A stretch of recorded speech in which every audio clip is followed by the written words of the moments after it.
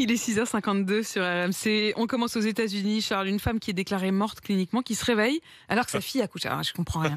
Ça, c'est un scénario à l'américaine. Je vais vous expliquer. Cette femme était en train de jouer au golf quand sa fille enceinte l'appelle pour la prévenir qu'elle est sur le point d'accoucher. La future grand-mère accourt à l'hôpital, mais arrivée devant la porte, elle fait un malaise cardiaque. Les médecins constatent l'absence de pouls, d'oxygène dans le cerveau.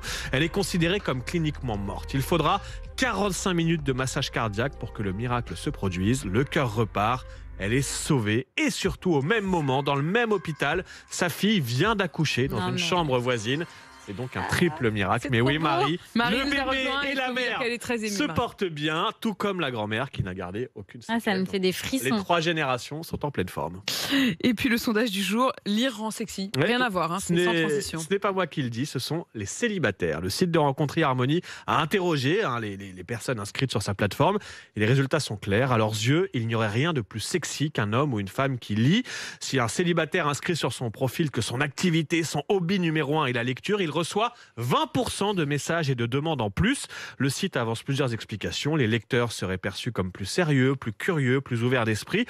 Mais ensuite, il faut bien choisir les lectures qu'on affiche sur son profil. Évidemment, si vous expliquez que vos livres de chevet sont Choupi va sur le pot ou le dernier rapport de la Cour des comptes, vous faites sensiblement baisser vos chances, sauf auprès d'Emmanuel de Chypre, qui peut être séduit. Non, selon le sondage... vous dites que vous lisez les rapports de la Fondation France Finance, Stratégie, par exemple, ou France Stratégie, là, vous avez vraiment des chances de matcher avec Manu. Mais alors, selon ce sondage... Il en fait ses nuits, nous a-t-il dit.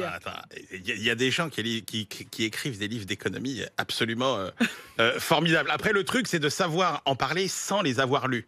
Parce que quand tu fais tes profils, là, c'est tout le problème. C'est d'avoir l'air un télo. Exactement. La vraie question, c'est comment tu fais pour donner l'impression que tu les as lus alors que tu ne les as pas lus. C'est tout le problème. C'est bien d'afficher qu'on a lu tout Tolstoï, mais ensuite, attention à la question piège lors du premier rendez-vous. Donc oui, mieux vaut dire la vérité sur son profil. Ça, c'est à l'heure des sites de rencontres. Mais déjà, à notre époque, quand on était jeune, le fait de se promener avec un livre, ça avait tout de suite, ça donnait un petit charme. C'était l'accessoire charme. Toujours un livre sur moi dans le métro. Ça, il va se mettre à lire.